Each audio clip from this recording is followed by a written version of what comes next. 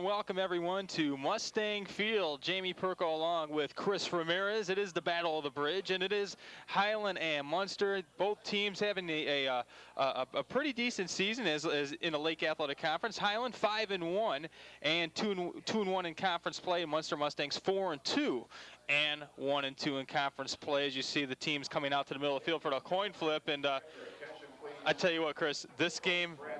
Well, first of all, Coach Brad Smith it is his last year as a head coach, his 22nd year overall, Chris. And let's listen in on the special presentation of Munster Mustangs will give to Brad Smith. Brad Smith.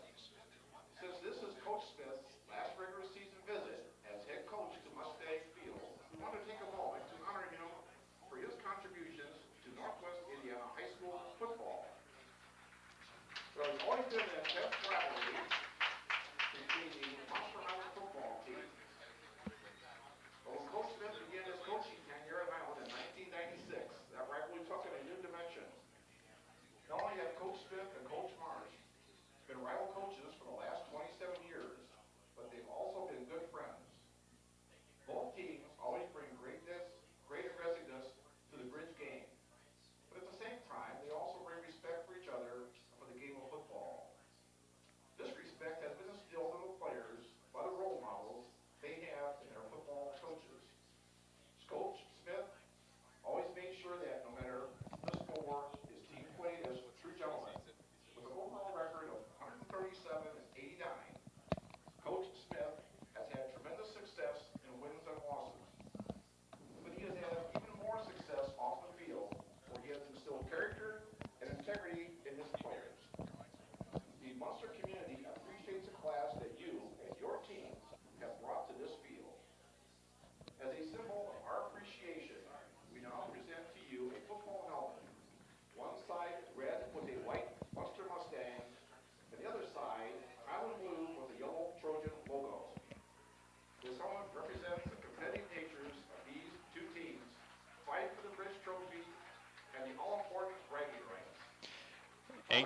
This helmet also symbolizes the bridge that has connected these two communities together in sportsmanship and good old-fashioned hard-nosed football. Coach Smith, we wish you the best of luck in all your future endeavors.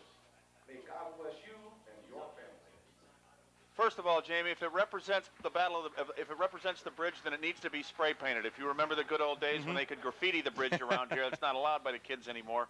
The other thing I got to say, when he takes that helmet home and puts it on the shelf, which side do you think is facing the wall? I would have to think it's going to be the Highland side facing out, and I would think so. I think that's. What's this rivalry come to when everybody's friendly before the game, Jamie? I don't. You know what? This is the Battle of the Bridge. Is part of this rivalry before a few years ago. You have a lot of stories. They're like urban legends of stories that happen out at the bridge and the night before. May tell a couple tonight. Yeah, it's all legends and such like that of so many different things happening out at the bridge. But still, Chris, back to the game.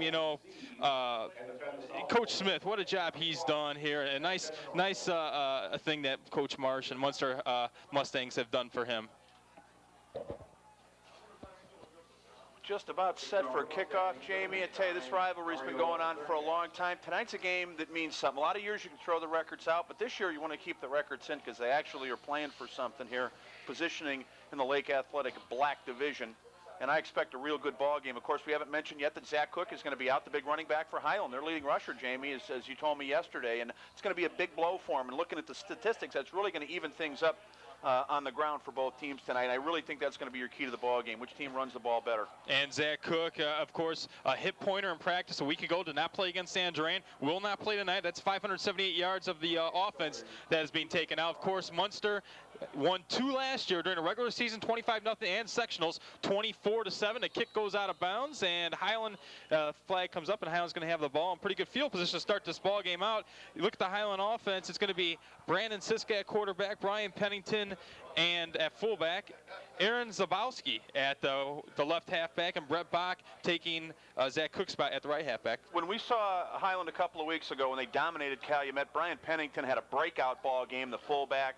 And the Zabowski kid had a heck of a ball game as well. So as much as they're going to be hurt by the loss of Zach Cook tonight, I still think this is a team that can run the ball. Munster's had some trouble this season giving up yards on the ground.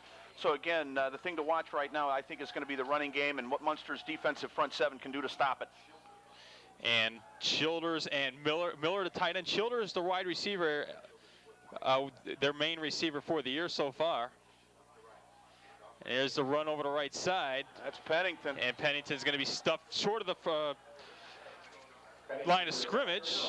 They already given the line of scrimmage, so it'll be second and about 9.5. Few different players in there for Munster, Jamie. Just to give you an idea, some of the guys that were in there, we're going to be mentioning these names a lot. 64, Zach Lambert was in there. 90, Nick Bacoe, he looked like he was in there. And, of course, Brad Nikhil, one of their top players, probably their leading tackler as well. That's another name you're going to hear tonight a lot of.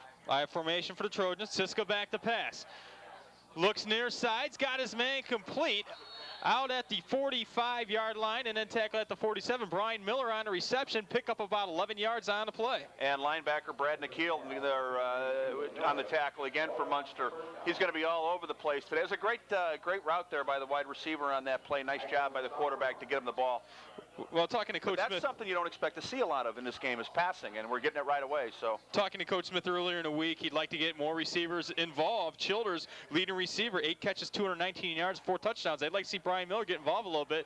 There's the handoff, and right away, I believe Cebulski. That's Cebulski, the ball carrier, Jamie, and for Highland it was Adam Del Rio and Nick Bacoe in there on a tackle. And I tell you what, these are some real good athletes that Munster has. I'm kind of surprised at their defensive numbers right now. But one thing about Munster, a lot of people don't know, is 2 of their top players didn't come out this year, Mike Rosen and Kevin Katansky, so they've had to work through that. But again, I still think that the front seven of Munster right now is going to have to do the job, keep pressure on the quarterback if they decide to pass, and help shut down the run. Moser and Childers, the twin wide receivers up to the top of your screen. Back to pass Siska. He's going to go ahead and throw it. He's got his man complete out at the 40-yard line. And it is Moser. So Bubba Moser, the 6'2", 180-pound senior, makes the catch, and the Trojans move the chains. And Chuck Mamich on the coverage and on the tackle there. Highland surprising everybody tonight, coming out, throwing the ball. Not only throwing it, but throwing it downfield, Jamie, and having some success. You know, we know this team is a running team. There's no question about it. But they're showing tonight that they can throw the ball, at least early on. So the Trojans, 1st and 10. Hand off. Pennington goes forward, and he's going for about 5-6 yards on the play. 2nd and 4 coming up for the Trojans. And, of course, he was initially stopped on that play there as he looked like he ran into his own offensive lineman. He bounced off that to the left and was able to pick up a few yards. And that's the thing about Brian Pennington. He's always going to be out there fighting. He did it on that play and helped his team out by picking up 5 yards, puts him in a 2nd and 5. 2nd and 5 from the 34. Clock ticks down to 9:45 to go here in the first quarter. No score. Highland first drive of the game. Here's the handoff, coming around the outside, and tripped up is number 23 for Highland, and that is, make sure we get the number here. That's Zach. Right. That can't be. That is 23. It can't be Zach Cook. Well, it's 23. Zach Cook, right. and you know what? You know what, Chris? Coach Marsh told me that he was not going to believe Zach Cook wasn't playing until he saw it. And he felt maybe he might see him. And Zach Cook is in the ball game. There's no question about it. They can't switch jerseys. That's Zach Cook, their big leading running back. Be interesting to see how he does tonight. And that's Cebulski over the right side. He's got little room there. It's going to bring up a 4th down situation. 4th and 8 for the Trojans. Brad Nikhil from the 37-yard line. Brad Nikhil again in on the tackle. Jamie got some help on that one from a couple other guys. Zach Lambert was over there for the Mustangs. Mario Zerngas looked like he was in a nice article in the paper today on him as well, him and his brother. So it's Highland 4th and 8, a little bit too far for a field goal, and they're going to go for it early. Coach Smith trying to send a message over to the Mustangs. 4th and 7 from the 37. Wow, this is a surprise. He must not have much faith in a Munster offense. Siska back to pass. Throws it, and incomplete, and Munster will take over in good field position. 1st and 10 at the 37-yard line. Real good field position for the Mustangs. Not exactly sure what happened on that pass. I don't know if it hit somebody in the helmet as it was in the air or not, but it just sort of fluttered and died out there, and now Munster's going to turn around on downs and get the ball 1st and 10 from their own 37. And let's see who starts at quarterback, because a lot of people know, some people don't. Munster likes to rotate quarterbacks.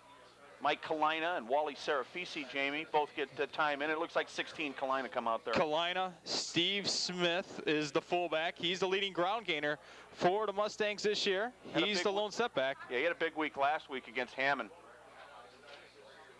Kalina over center. And they give it around the left side. About 3 yards on the play, and that's Nick Cosme. It's going to be a 2nd and 7. Nice run around the left side by Cosme on that one. A few of his offensive linemen, Jamie, they're going to lead the way for him tonight. Going to see guys like Alan Hill, Chris Hurl, Brad Nikhil, James Pavison, Jim Field, and a bunch of guys from Munster. They've done a good job. Munster last week, 313 yards on the ground, Jamie. Biggest game they've had so far this season. Well, the Munster Mustangs really haven't done much through the air. Kalina, 287 yards, 38% passer, 3 TDs, 2 interceptions. Looks very similar to the Calumet offense we saw a couple of weeks ago, the way they're laying up. And they give it around the outside, and hamster room, Tony Dosberg, and he's got first down yardage out to the 44. So Dosberg with a gain of about 14 yards on the play, and Munster's across midfield and doing very well early here against the Highland defense. Dosberg very quick on that one. Nice fake by Kalina in the backfield to kind of frees up some of the defenders in the Highland front four there. Dosberg, I tell you what, he doesn't get all the carries that a Steve Smith does, but he is our leading touchdown. He does lead him in touchdowns this year, so expect to see him get the ball a lot more, especially when we get down towards the red zone, Jamie. Dosberg, 6'2", 183-pound senior. Now Munster, 1st and 10 from the Highland 45. Smith is the lone setback in the wing T, of course. Kalina, back to pass. Pumps over the middle, nice catch by number 42, Mike Helfin. First down yardage, 13 yards on the pickup, and Munster moving the ball very easily against this Highland defense. Nice pass by Kalina, bullet. He ripped it right in there, and I tell you, this Helfin, he leads the team in receptions. He's a good athlete. Jamie, this kid here, 42, Helfin, that we see, is part of that Dyer Little League team that played and won the high school, or the Little League World Series there a few years back. But he's definitely going to be the go-to guy if Munster decides to throw the ball on a regular basis tonight. John Meacham will go up to the top of your screen as a wideout. 1st and 10 from the 32-yard line of Highland. Motion man. Hand to Smith, and he's got some room, breaks a tackle, going to the outside, down to 15 to the 10, and tripped up there. Number 29, Aaron Zabowski, was the last man that stopped him. And so now Munster's going to have first, and I believe it's going to be 1st and goal, right at the 10. We're going to see where exactly they spot it. Could be just outside the 10. It's the 11, so it's 1st and 10 from the 11-yard line. That was Zabowski, Jamie, you're right, who stopped him from scoring a touchdown, but it was Childers who lost that first tackle. Steve Smith is a guy you're going to have to wrap up. If you think you're going to do it with your arms, I think Childers just learned a lesson right there. You're going to have to put a shoulder into him. Watch Tony Dosberg. He's our leading touchdown maker there, as Chris mentioned earlier. Kalina's going to go ahead and sneak it right at the middle. Saw an opening. He's going to get himself about 3 yards. Straight up the gut there. I was able to pick up. Let's see where they mark it. Going to put it on the 7. So it's a 2nd down and goal from the 7 right now. I tell you, pretty surprising the way this Munster offense has come out, Chris. You know Coach Marsh has these guys fired up. Battle of the Bridge, of course. Biggest game usually for Munster in the regular season. Now sure. Smith, the lone setback once again. Pulowski, the wide receiver off to the far side. And got it around the end, Cosme's and he's in for a touchdown. Nick Cosme, the 6', 184-pound sophomore, scores from 7 yards out. Nick Cosme, his 3rd touchdown of the year. Yeah, great fake again by Kalina. It's the 2nd one we've seen by him tonight. Just a simple end around. Nobody on that Highland defense knew that 34 Cosme had the ball. He virtually ran in untouched to the end. So I think he fooled a lot of people up here in the press box as well. And Mario Zerngast will attempt the extra point. Kalina to holder. High snap. Zerngast up, and it is good. So it's 5:45 to go in the first quarter. It's the Munster Mustangs jumping right ahead, 7-0 over the Highland Trojans. And you know what? I tell you what. Munster looked very, very impressive on that opening drive. I've heard they've got a decent offense, but you know what we've seen out of the Highland defense this year, I'm kind of surprised Munster made it look as easy as they did going down the field. Just 6 plays is what I've got them for, and 63 yards on that drive. Well, Chris, you know what? You look at the statistics, and statistically, Munster 8th in the LAC in total offense at 275 yards. So out of 13 teams, you really don't expect them to be a high-scoring game. But Munster really, they've had good luck against the Trojans last year at least, and looks like they're continuing right now. Yeah, well, they beat them twice last year, including in the sectional. And right now in the Battle of the Bridge, they've got a 7-0 lead. Brett Bach, the deep man. And at the 15, Zabowski to the 25, breaks a tackle and out to about the 31-yard line. And it's going to be 1st and 10 for the Trojans with 5:40 to go here in the first quarter. Broke a tackle before he ran into number 52, Brad Nikhil, who not only plays offense and defense, he says, a heck with it, coach. Put me on the special teams, too. He's down there leading the charges, making the tackle. Now he's up calling a defensive play.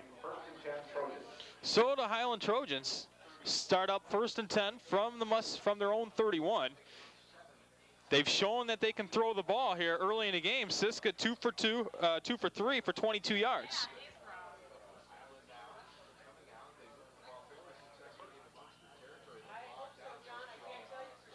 I formation backfield behind Siska. First man through, and I believe that's Pennington. And he pushes his way all the way through for about 4 yards.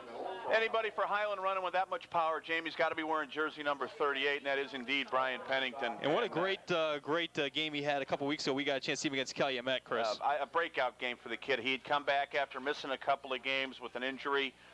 Just had a phenomenal ball game against Calumet Warriors that night. Actually, I think he outrushed DeMario Campbell and the entire Calumet offense all by himself. Wide receivers up to the top and to the near. Handoff up the middle and stuff there after maybe a gain of 2 or 3 yards on the play. That's Pennington still fighting out there, Jamie. Now let's see where they're going to mark this at. He's almost to the 40-yard line. He picked up a couple of extra yards after everybody thought the play was dead. Great run by the kid. 3rd and 1 for the Trojans from their own 40-yard line.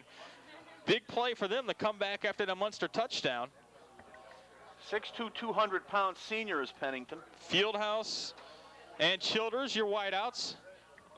Siska handoff once again, and why not? 1st down yards for the Highland Trojans.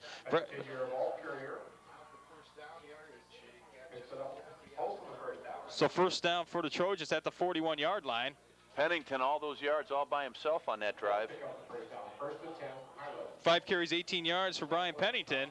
And Chris, I tell you what, if Highland could keep doing that and then go to the air every now and then, get their other wide receivers involved, like your Brian Miller as your tight end, they could have some luck against this Munster defense. Yeah, I still think the game is going to be decided by who's able to run the ball better. But I tell you what, if Highland can continue to pass. Over to Zabowski, he's got some room. 1st down yardage, it looks like, out towards the 49-yard line. So Aaron Zabowski with the 1st down. Aaron Zabowski, another kid a couple of weeks ago, had a nice night against the Calumet Warriors, and so far he's been featured here in this ball game as well. He's a player that Brad Smith loves to go to for a variety of different things, and we're going to see that again throughout the night, it looks like. Oh, they call it short, 2nd and 1. So short yardage, look for Pennington to get it once again. And there he is, and of course a 1st down yards and more. Give him about 4 on the carry. So the Highland Trojans moving the ball now. 35 for Munster comes in and helps out on the tackle. That's Lou Mazza. Also a couple other guys in there with him. But again, what's impressive is the way Pennington can drag guys with him. He had 4 or 5 guys, including a couple of his own he was dragging on that. Pennington's Zabowski, the I formation backfield behind Brandon Siska, your quarterback. Zabowski trying to get around the outside, 45 to the 40, and he's down at the 38-yard line. Pick up about 5 yards, about 7 yards on the play. Linebacker number 59, Mario Zerngas, ran him down on that one. But again, a nice run by Zabowski. He just showed some incredible foot speed there as he started to turn the corner and busted through a very small hole to pick up extra yardage. And he's got, what are we looking at here, about a 2nd and 3, Jamie? Maybe a little bit less than 3, 2.5. Zabowski. Scoreboard's got it at 1. Pennington, your I formation backfield. Give to Pennington once again, right up the gut, first down yardage to the 35-yard line. And Highland keeps moving to change another 4 or 5 yards on the pickup. That's typical Brian Pennington right there for you. Just grind it out. He's going to make people work to get the tackle. You're not going to bring him down easily. And Highland doing a great job right now, running it up the gut on Munster, just continuing to move the sticks. Now, Chris, we haven't seen Zach Cook come back in the ball game, and that's kind of curious whether maybe he re-injured himself. Maybe Coach Smith just wants to let Coach Marsh know that he is on the bench and ready to play. I think that might be the case. Pitch to Zabowski, fumbles it, gets back up, and then he's tackled right there. Number 59 for Munster, first one there to greet him, and that would be Mario Zerngast. First time all night, Highland hasn't gone forward on a play. So that's a loss of yardage, about 2nd and 16 now for the Trojans. Jamie, it's a late arriving crowd here at the Corral on Columbia Of course, Avenue. a tailgate, Chris, beforehand out in the parking lot of Munster. And I'd like to see him move the games back a half hour then. Siska, short drop, throws, bounces it up. Just Brandon Fieldhouse couldn't get to it, so it's going to be a 3rd and 16. So that fumble has really hurt the Trojans' momentum here, as they're faced with a 3rd and very long. Under 2 minutes to go in the first quarter. Very quick moving first quarter too. Very quick. Well, a lot of ground gains tonight, so this quarter's moved rapidly. But no question, Jamie, that fumble has upset the momentum of this Highland offense right now. At least for the last couple of plays. We'll see here if on 3rd and 15 they can bail themselves out. Moser and Childers will split wide to the far side. Delay handoff, Zabowski, and he's going to be taken down by number 52, Brad Nykiel, the 5'11", 182-pound senior, way short of first down, only a pickup of a few yards on a play. So the Trojans will be faced with a punting situation. Here they come. Brad Nykiel, the leader of this Mustang defense. We've called his name several times tonight. Believe me, that name will be mentioned several more throughout the game. He does an outstanding job at linebacker for this team. He's a defensive captain out there. He plays special teams. He plays offense. He does it all for this ball club. And Chris Johansson back in the lineup. We didn't see him against Calumet, but he is back, the punter/kicker for the Highland Trojans. Mike Helfin will go back to return. And there's the kick. Helfin's going to chase it down. He's going to go ahead and take a Trojan bounce, and it's going to go right out of bounds at around the 9-yard line. Nice kick by Chris Johansson, and it backs the Mustangs up. They'll start out 1st and 10. Nothing much he could do with that one, Jamie, so you let it roll, hope that it goes out of bounds or whatever, but it's down right there. So Munster's got a long way to go this time. Clock ticks down to 1:07 to go in the first quarter. Highland with a nice drive there, but again, Jamie, like you said, definitely stalled after that fumble. And coming in at quarterback, Wally Serafisi, 6'1", 190-pound sophomore. So, as Coach Marsh said he would do, rotating of quarterbacks.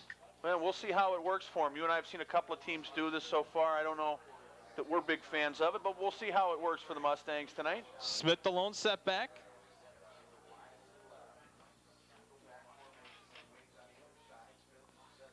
Serafisi gives to Smith. He goes forward, and he goes maybe for about a couple yards there. 2nd down and 8 coming up for the Munster Mustangs. Not much room for Smith on that one. Picked up 4 yards, though, battling up the middle to get those. Clock ticks down to 45 seconds to go in the first quarter. 7-0 Munster. I've heard a lot of good things about Serafisi, but it's my first look at him so far this year, Jamie. We'll see what he can do. I mean, it's going to be tough to outdo what Kalina did on that first drive.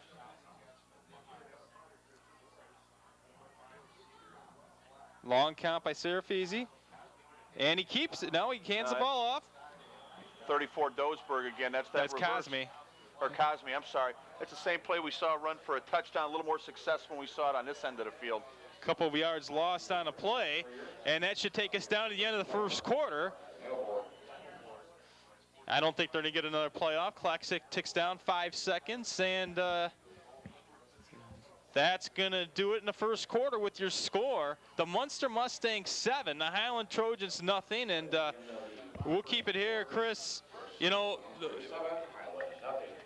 I'm really curious to see how much Zach Cook plays, the leading rusher for the Highland Trojans, how much he plays the rest of the game. Get that one carry. You know, Coach Smith had told me, you know, they want to make sure he's completely healthy before they bring him back. You know, because really when you look at things, as big of a game it is for both of these towns, it's not a big game in a big scope of things because you want them at 100% by the time the sectionals start. Well, you got sectionals coming up in a couple of weeks. You got to realize this is where we at, week 7 already, Jamie, of an 8-week regular season. So 9-week regular season, and then in 2 weeks we're looking at sectionals. Or 3 weeks we're looking at sectionals. So yeah, there's no question about it. They want Zach Cook ready to play then. Obviously Zach Cook, he's a senior, Jamie, isn't he? I believe he's a senior. But either way, this is the Munster Mustangs. This is Battle of the Bridge. Anybody wearing a uniform out there today wants to get in the lineup and play and produce and help their ball club. You don't get many cracks at playing your biggest rivalry. Just kind of wondering, Jamie, we're in the fancy new press box here at Munster. We're enclosed, of course. It's not open like the old one. Just kind of wonder what the feeling is out there in front of us amongst the fans. You lose a little bit of that. I mean, you know? Sure you do. Oh, no question about it. But the seats, it's not full here. A decent turnout by the Highland folks, but I'm not overall that impressed so far. I think Munster, it is still a arriving crowd, though. Well, let's hope so, because I'll tell you what, I see a lot of empty seats, and I know I can go back several years into this rivalry, and there was never an empty seat. There were never, you'd see them standing on the sidelines. Mustangs have the ball to start the second quarter. Dosberg in motion. Serafini pass, caught, turning to Heffler to the 40, 35, 45, 50, and he's taken out of bounds at the 45-yard line. Mike Helfin, the 5'11 junior. Nice play, and it gets the Munster Mustangs out of a lot of trouble there. Yeah, Helfin just got open on the sidelines, found a little a gap in the seam over there along the sideline. Serafisi with a nice pass, and I'll tell you what, right now Munster's showing us a couple of quarterbacks that can throw the ball. Helfin, after he just went into a sprint down the sidelines. Unofficially about a 43-yard gain on a play, Chris. Now he comes over for a breather. 1st and 10 from the Highland 48. From the wing tee, Smith, the lone setback.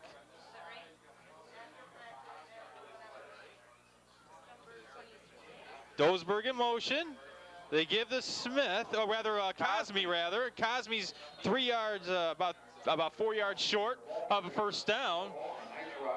And Brian Pennington in on the tackle. He plays linebacker for him as well. He's their defensive captain. He's a lot like Brad Nikhil from Munster. Very similar players on the defensive side. They're always going to be around the football. 2nd and 4 from the 42-yard line of Highland. And the Mustangs use a lot of players. You're going to see Serafisi. Of course, we talked about the quarterbacks. You've got 3 wings that come in and out: Zerncast, Dosberg, and Cosme. Pulowski at the wideout, Meacham, and of course, Helfin. Helfin has just checked back into the ball game, Jamie. Back to pass. Serafisi got a man open deep. Looks down, and it's going to be complete and pushed out of bounds at the 5-yard line. Jim Phelan, the 6'6", 203 big tight end, and he's taken down right around the 5-yard line. So that's what you call blown coverage, Jamie. He just snuck out there quietly. Someone forgot all about him. Serafisi on the move hit him, Jamie, right between the numbers, and it looked like for a second that pass might be deflected incomplete. Great concentration by the tight end on that one. How about this Wally Serafisi? 2 for 2 for 80 yards.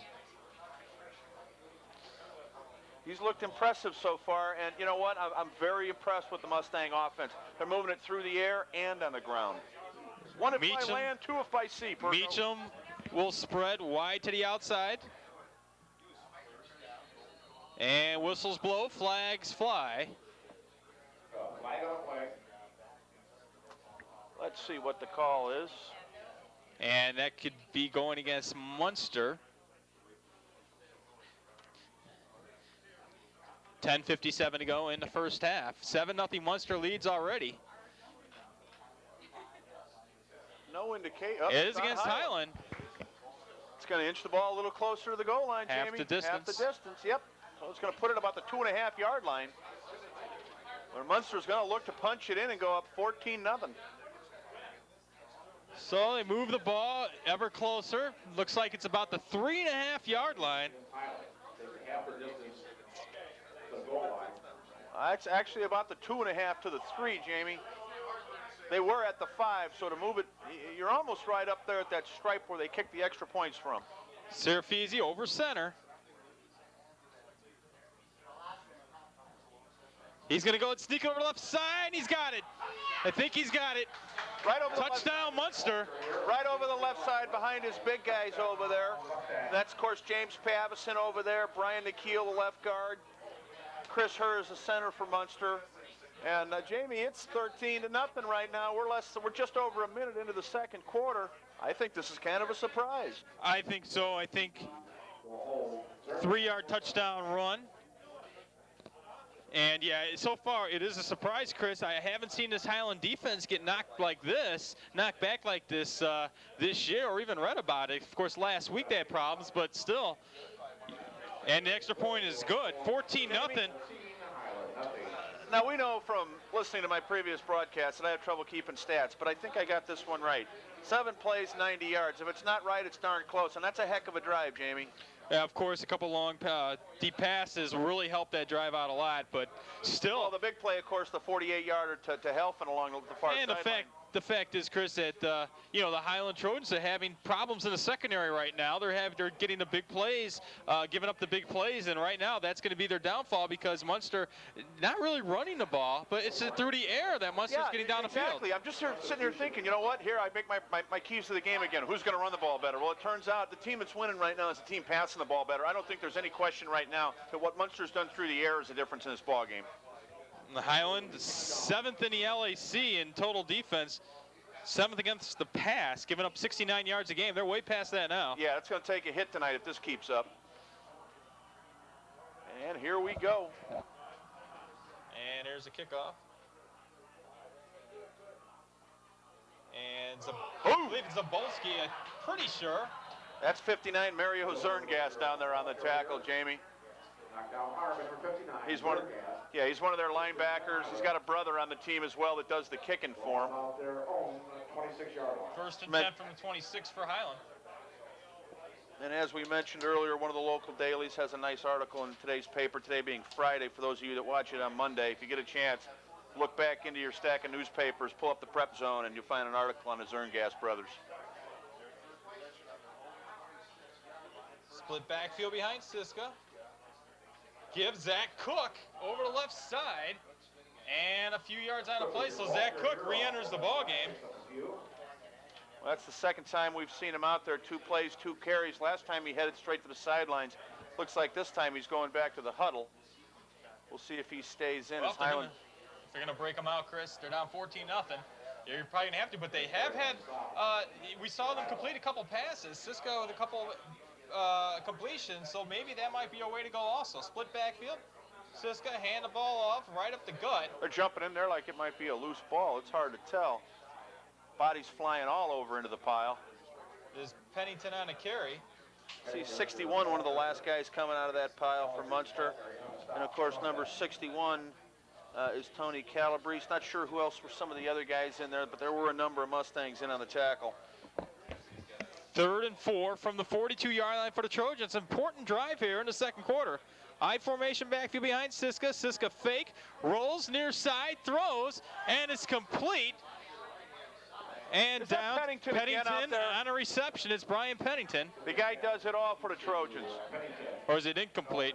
No, it looks like they're giving it to him. Okay, incomplete pass, but not many yards. Yeah. It's still short of first down by a couple. Yeah, the problem was that he had to dive for that ball. And, of course, in high school, once you dive, your knee hits the ground, you're down, you can't run. If he can hit him in stride, I think Pennington's got the quickness to turn the corner and get up for a few more yards and probably get a first down.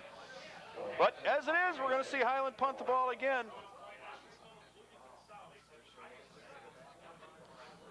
Alex Pulowski will go back to receive the punt for the Mustangs. And a nice kick once again. Bounces all the way inside the 5, and that's where the Highland Trojans will down it. So Chris Johansson doing a fine job tonight, keeping the Highland Trojans, backing the Munster Mustangs up and making them work for their points. Well, I don't think it's bothered Munster's offense so far. That last drive was about 90 or 91 yards. I'm not exactly sure, but they made it look pretty easy. We'll see what happens this time. Wonder who's coming in at quarterback, and it will be Kalina. He's sticking to his rotation, and they've both been successful right now. Right, each of them have a touchdown drive, so you really can't one of them out. You can't say it's not working. So 1st and 10 for the Mustangs, backed up to their own 5-yard line. 8:54 to go in the first half of play. 14-0 Munster. Mike Helfand, your receiver to the near side.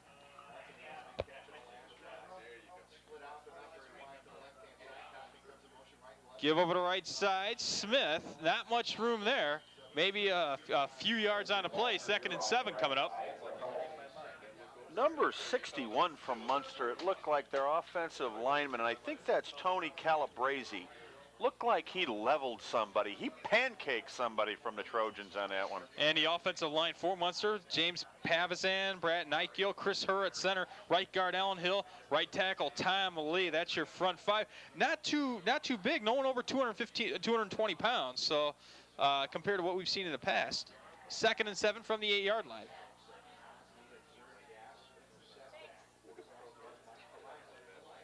Cosme again. Nick Cosme on the carry. Gain of about 4 yards on the play. Munster likes that end around. Of course, it did work early in the game for a touchdown. They've tried it a couple of times since then for moderate gains. But it's definitely a play that can confuse the defense out there, Jamie. The wing tee, of course. Those wings will get the ball on occasion. 5 carries for Cosme, 18 yards. Kalina faced with a 3rd and 2 for the Mustangs from their own 13. Big defensive stand for Highland. If they can pull it off here.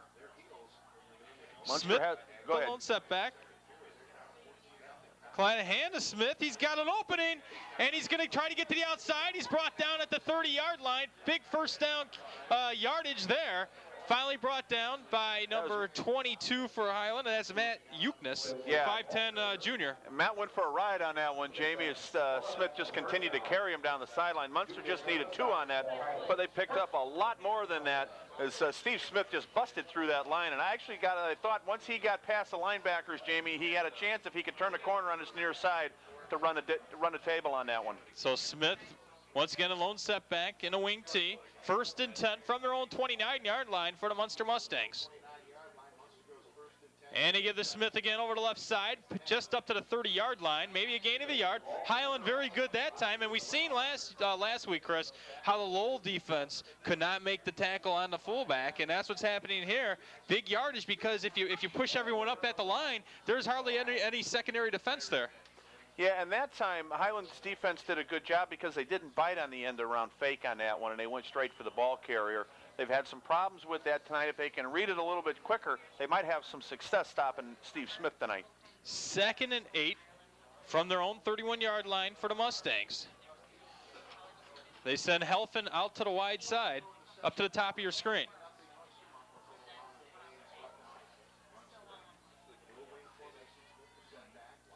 Kalina, back to pass. Helfand, he's got it at the 35, out to the 37 before he's brought down there. Short of a first down, to bring up a 3rd down and about 3. It's like Zach Cook's on defense right now, Jamie, so he must be feeling a lot better because he gets credit for the tackle on that one. You can also say Sean Childers was in there as well. It took 2 of them to bring him down as Helfand now comes to the sideline. Very safe pass routes and passes being thrown by Munster right now with wide open receivers. And were we not told all season long that Munster doesn't throw the ball much? And when they do, they don't have much success at it. Well, that has not been the case tonight, Jamie. Both of their quarterbacks have thrown it very efficiently. 3rd and 3 for the Mustangs. Hand to Smith over the left side. First down yardage. Over the 40 to the 42-yard line. In on the tackle, number 74, Matt Hassler. Number 3, Brett Bach for Highland. Yeah, and I'll tell you what, the guys up front for Munster, Jamie, did a great job, as they have done all night long. And we're talking about guys that, like you just mentioned, Tom Lee, Alan Hill, Chris Herr, Brad Nikhil, right up the middle these guys are running, and they did a great job of pushing Highland back on that one, and they're definitely winning the battle of the trenches. Steve Smith, 6 carries, 44 yards unofficially. Clock ticks down to 5:15 to go in the first half. Munster leads 14-0.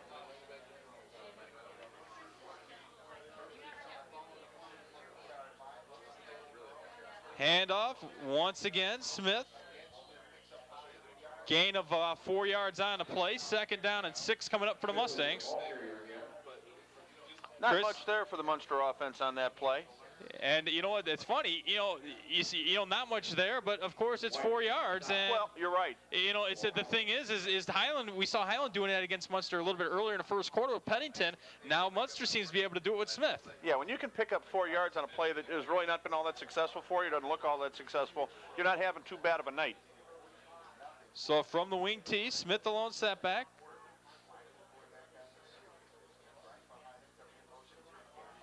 Double fake. And running the ball is Nick Cosme. Maybe a couple yards on the play. It's going to bring up a 3rd down and 5.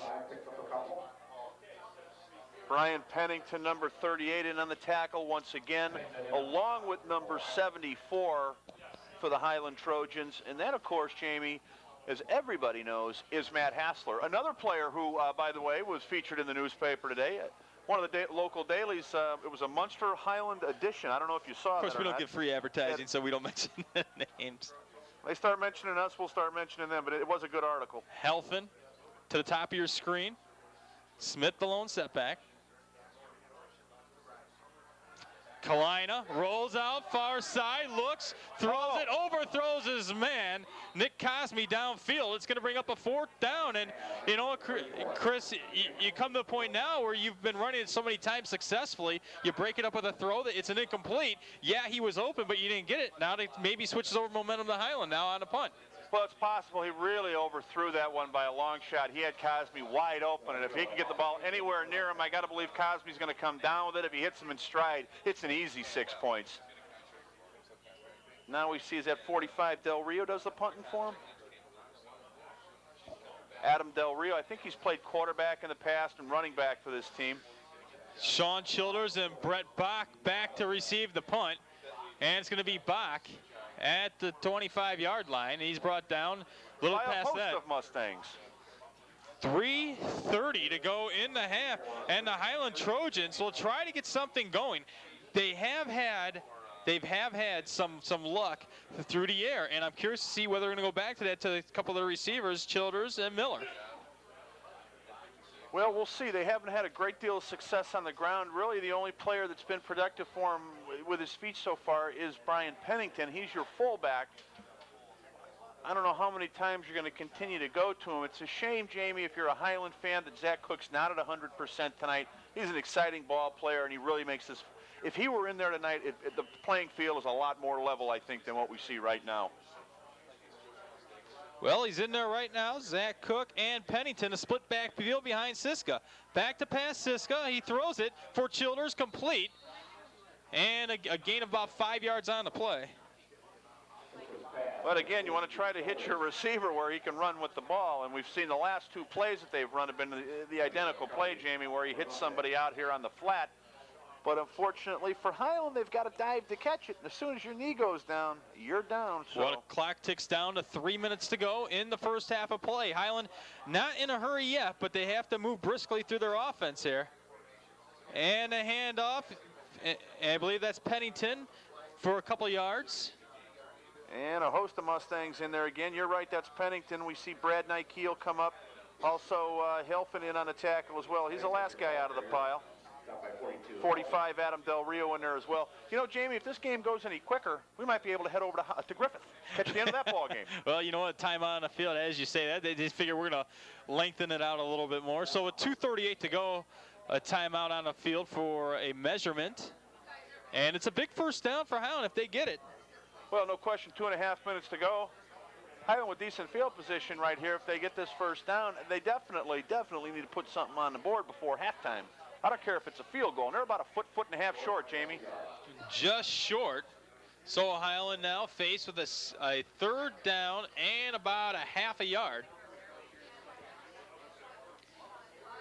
And it's going to be real interesting to see if they're short, whether Coach Brad Smith may go for it, just stick the momentum going into the halftime if they don't make it here. But it is a big 3rd down in less than a yard. Well, I don't know, Jamie. I'm just say for the record right now, if you don't make it, you got to kick it. Zach Cook in the deep eye. Pennington in front of him.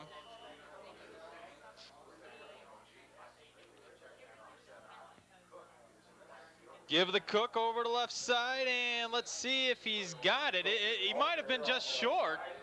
It's going to be real close. If he gets it, it's by the nose of the ball for sure. Boy, it'd be hard not to get that the way he came through the line, Jamie, and they're going to give it to him. He only had about 1.5 feet to go. Really, once you break the line of scrimmage, it's pretty tough to bring anybody down that quick. I'm kind of shocked they didn't go with the quarterback sneak there, Chris. Mike Ditka's favorite play. 1st and 10 from the 38-yard line for the Highland Trojans. 2:20 to go in the first half. They trail 14-0. Siska fake, now back to pass. Throws it, and he's got incomplete over on the far sideline. Wasn't a perfect pass, Jamie, but it was certainly catchable. Looked Brian like Miller. number 82 over there. Yeah, Brian Miller, exactly. Looked like the ball went through his hands. He did have to reach for it a little bit, but that's a catch you got to bring down, especially you're playing the Munster Mustangs. You're down 14-0 on the road, 2 minutes to go before half. You need to make that to help your team out, Jamie. Unofficially, Siska 4 out of 7, 29 yards here in the first half. 2:08 to go, 2nd and 10 from the Highland 38-yard line. Zach Cook, the tailback, and he's going to get the delay handoff. Zach Cook trying to get to the outside, and he's going to be brought down right in front of us. And on to tackle number 90, it looks like Nick Bakowie, 6'1" senior. Yeah, it's Nick Bakowie. And also 42, Helfen got the first hit on him to slow him down. But I tell you, they're really popping. You can see that Helfen right there is a little shaken up. And I could see through my binoculars, Jamie, that there were some heads flying around in there. It looked like 90 really got popped by Cook. And there was a flag on the play, Chris. What do we got? And it looks like it may be going against the Trojans. Those kind of plays, you usually get holds. Now, Jamie, you attended the Highland Pep Rally last night, is that correct? No, I didn't. No, Chris. you didn't? Okay, just checking. I didn't attend the Munster one. So it's going to back the Trojans up, and that puts a kind of a pause on their drive there. It's, once again, Highland moving in the wrong direction. That's not what you need right there. 2nd and 19 now for the Trojans. Hand the ball, Pennington's got some room, and he's brought down. Nice shoestring tackle there by number 14, Chuck Mamich, 5'9" senior. Chuck Mamich saved a lot of yards right there because I tell you what, thing gets around him. I know he's not that fast, but he's tough to bring down by one person. Tough to bring down, exactly. And if he gets past Mamich on that play, he could run to first down territory on that one. 3rd and 14 from their own 34, 1:15 to go in a half. Big play for the Trojans. Miller in motion. Fake. Siska rolls near side, looks, throws, got his man and dropped once again. Brian Miller having a tough night, Jamie. That's the second pass in a row he's had his hands on. That one's a little bit behind him, but he had it in the basket, and you really need to bring it down. That's one you don't want to have to go back to the huddle or back to the sidelines and explain. So the Highland Trojans will punt it away on a 4th and 14 play. So now the Mustangs have a chance now to go ahead and to get some more points as Alex Pulowski will go back and stand at his 32-yard line as Chris Johansson, who's done a fine job punting so far, he'll be back to punt. Big rush by Munster, and he gets it off. Nice high punt. Lots of hang time. Boy, oh boy, and Pulowski has to let it drop, gives the coverage time to get down there, and it's going to be out of bounds at about the 31-yard line, 30 and a half maybe, and Munster will start off 1st and 10 with 51 seconds to go in a half. Well, you know what, for Munster, that's a lot of time, I think. You're only at your 30-yard line. What do you need for field goal range? 20? Well, you need maybe Coach Marsh 45, tells me 50 yards.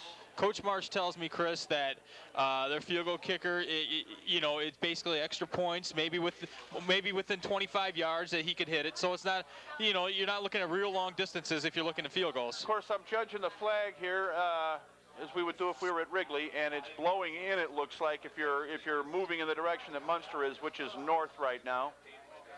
The wind coming in from the north.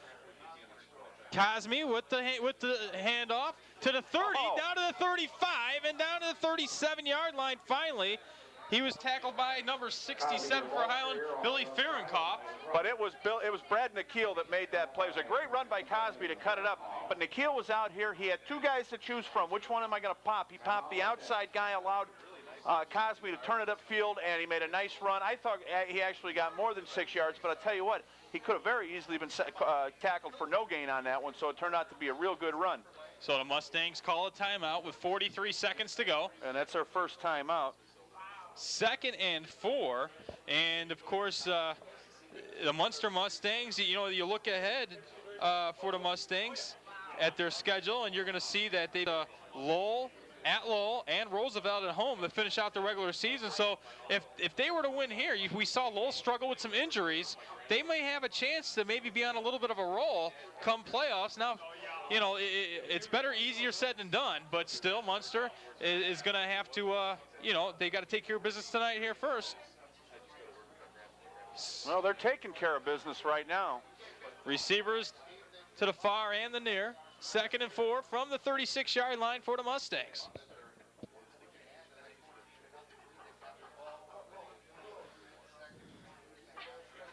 Serafisi back to pass. Here comes Pennington. Gets the screen off to Smith. Smith makes a move at the 40, 45, down to the 50, to the 45, and to the 40-yard line with 32 seconds to go. The clock will stop momentarily. I think Munster will go ahead and call timeout, though. Big play there. Huge play, Jamie. And Steve Smith, incredibly quick, is he not? I mean, he just busted through. And Munster does look like they're calling a timeout here, their second one. But, yeah, just incredible quickness by the Smith kid. He could possibly be one of the fastest, one of the quickest kids that I've ever seen suit up in the red and white for the Mustangs. So now the Munster Mustangs, with 32 seconds to go, have a 1st and 10 at the Highland 41. We mentioned that their Munster's kicker, who is Mario Zerngas, probably is good from within 25 yards. Other than that, you're probably going to have to go for it. But the Highland defense, what can you say? The Munster passing has done them in so far early in this ballgame. And that's a big surprise. We both expected to see a grinded-out game, which these two have typically played over the years. But tonight, doesn't matter who Munster's got over to center. They have been letting it fly. Watch Mike Helfand out to the top of your screen. That's their go-to guy. Serafisi back to pass. Looks and missed on a blitz, but then taken down with a sack. Munster's going to have to use that third timeout. We're about 23 seconds and counting. There we go. Well, Pennington just missed them. Yeah, that was a great duck by Serafisi, feeling the pressure coming in from the backside. I believe John White gets credit for the sack there. It was John White that came in, Jamie, it looked like, and put him down. There was no place for Serafisi to go on that one. So he did the wise thing. Well, you know what you have is, you go ahead and blitz in a play like that, and you tell Munster, you're going to have to make a decision quick, and no one was open downfield. Now it's the 2nd down and 14 yards to go. 22 seconds remain in the first half. Munster has to do a lot of work, and as you said, Chris, I believe they are out of timeouts now. Yeah, that would have been number 3, so they're going to have to do it either using the sidelines or get it done here on this play. You throw over the middle, you might get one more play if you throw downfield. It's going to be tough to line up twice. Helfand to the top of your screen, Dosberg to the bottom.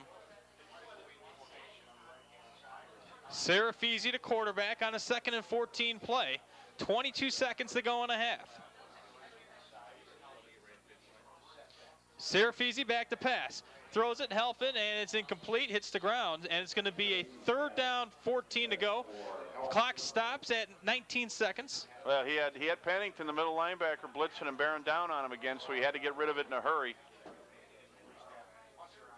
Munster will need to figure out a way if they're going to pick up that blitz. I don't know if they have to keep it back in the backfield or what, but you're going to have to give your quarterback a little bit more time to throw. Well, they do not have time. They may have time to get one play off. They go down the middle of the field. If they complete it the middle of the field for 1st down, they may be able to get down the ball before they get another playoff. Dosberg in motion. Serafisi back to pass, throws it back, and he's got his man at the 40-yard line out of bounds. This is Jim Phelan. Yeah, so that gets him the 4th and about 5 with 13 seconds to go. Well, and you did what you had to do. It was a nice play by Serafisi there to throw back against his body as he rolled out to the right. And you got the ball out of bounds. You didn't waste too much time. I think if you can use the sidelines, you can probably get 2 more plays in, Jamie. Well, they may not get 2 more plays, 4th and 6, so they could go for it here. But it's going to be real tough, even if they get a first down, to go ahead and line it up and take another play. So it's going to be an interesting call here for the Mustangs. Serafisi over center. Back to pass, rolls, keeps going, looking down for Helfin, and he's going to throw it out of bounds, and it's going to be incomplete. Highland will take over with 7 seconds to go, so the Trojans with time for maybe one heave down the field. 87, John White again applying pressure on that one, Jamie, for the Highland Trojans. And that is, I believe, well, Munster's had 1 punt and 1 turnover on downs here, but their offense still has managed to move the ball on every drive. So the Trojans will take over, and they've got their timeout, so maybe they might have a chance to get maybe a 10-yard out, get it to midfield, and then heave it downfield. I don't know if Siska can make it to the end zone from there, but this is the battle of the bridge, and every down counts in this one. I'd hate to see him take a knee or just run out the clock here. I'd like to see him take a shot at it. What do you got to lose? Zach Cook and Pennington split behind Siska. Siska, go ahead, back to pass. He's going to go ahead and throw it downfield. Going Nice for Childers. spiral. He's double covered, and it's going to be picked off by number 42, That's Mike Helfin. And that's going to do it for the first half. Your score, Munster 14, the Highland Trojans nothing. We're going to go ahead and take a timeout. When we come back, we'll have some halftime activities. You're watching your AT&T Game of the Week. 55 yards.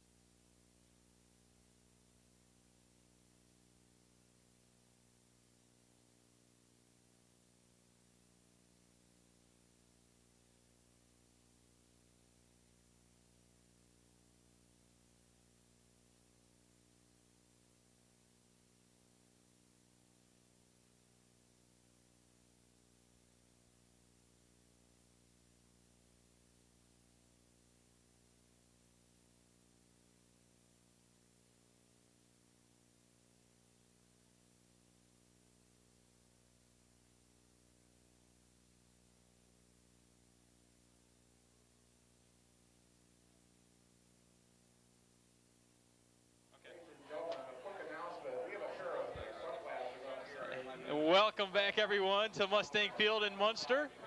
Jamie Perk along with Chris Ramirez. 14-0, the Munster Mustangs lead the Highland Trojans. Scoring summary of the first half, 7-yard touchdown run by Nick Cosme of Munster gave the Mustangs a 7-0 lead with 5:45 to go in the first. In the second quarter, a 3-yard touchdown run by Wally Serafisi, the quarterback, on a sneak play. Managed to score 14-0, and that was right at the beginning of the second quarter, 10:54 mark, and that's where we stand, 14-0. Chris, Highland had some luck through the air early, but incomplete passes by Siska on their last 3 attempts. Pennington been held in check for the most part, 10 carries, 34 yards. But we have seen a return of Zach Cook, even though it's been he hasn't really made an impact yet. Yeah, I don't know how much right now the Munster defense is actually containing Highland or how much the loss of Zach Cook, their leading running back, is hurting them right now. It's kind of hard to tell. Munster, of course, as you said, Jamie, busted out early with some great offense the first quarter and early on into the second quarter. Things kind of slowed down a little bit there as the second quarter went on, but it's 14-0 right now, second half coming up. Be interesting to see what adjustments were made by Highland at halftime. I'd like to know what Brad Smith said to his team. Well, you know, Chris, of course, the story of the first half for the Munster Mustangs was their quarterbacking. Their rotating quarterbacks, Mike Kalina and Wally Serafisi, both doing very well, both leading touchdown drives, and that's been the story. And so far now Munster will get the ball back to start the second half, and the Highland Trojans defense is really going to have to step up. I mean, we've seen them really hold Calumet down, a good offense there 2 weeks ago, and Duran was able to run away in the second half from them. They're hoping the same thing doesn't happen here. Yeah, on defense, Highland does a pretty good job stopping the pass, only 68 yards per game against them. Defensively, they give up about 170 on the ground rushing, and that's why we see, Munster's been able to mix it up a little bit more than I think a lot of people expected, definitely me included. There's no question. I was told that Munster can pass, but don't expect to see much of it, and don't expect a whole lot when you do see it. But the opposite's happened tonight. They've been very, very effective with the pass.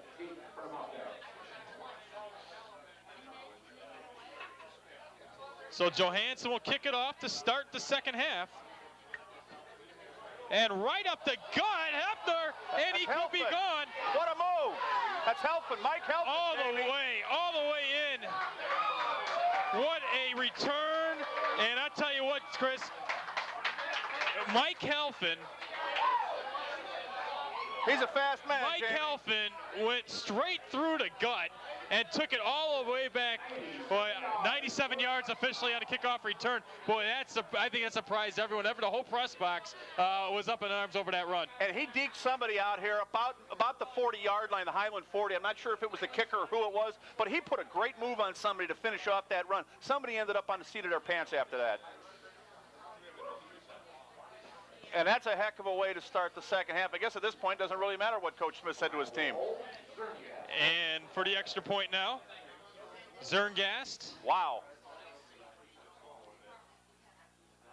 It's up, and it is no good. So the extra point, no good for Munster. 20-0 is the score, and 15 seconds is all that took. Now, Chris. Do we have a yardage on that, Jamie? Where did he field 97 yards. Wow, 97 officially. yards.